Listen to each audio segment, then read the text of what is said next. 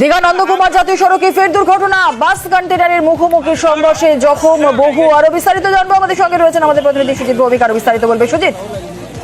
দীঘা নন্দকুমার জাতীয় সড়কে ফের দুর্ঘটনা, একের পর এক দুর্ঘটনা লেগেই রয়েছে। আজকে সকাল সকাল দুটি গাড়ির মধ্যে একটি বাস যাত্রী বোঝাই এবং একটি ট্যাঙ্কার মুখোমুখি ধাক্কা লাগে।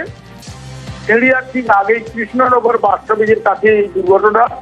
দুটি গাড়িরই চালক আশঙ্কাজনক অবস্থায় হাসপাতালে ভর্তি করা হয়েছে এবং বাস যাত্রী 15 জন পর্যটক বোঝাই বাসে যারা আহত হয়েছেন তাদেরও স্থানীয় হাসপাতালে ভর্তি করা হয়েছে।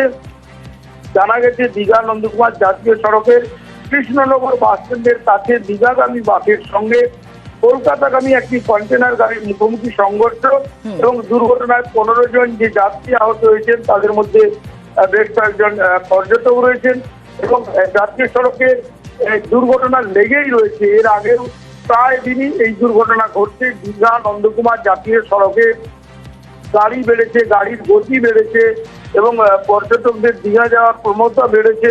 তারই মধ্যে বড় গাড়ির দুর্ঘটনা লেগেই থাকে। আজকে যেটা ঘটলো সেটা বাসের সঙ্গে কন্টেনার গাড়ির এই তীব্র গতিতে আসা গাড়ির ধাক্কা। এই দুর্ঘটনার পরপরই যাতায়াত বন্ধ হয়ে যায়, যানজটের সৃষ্টি হয়। বোঝা যাচ্ছে। বেশ, অনেক ধন্যবাদ সুজিত।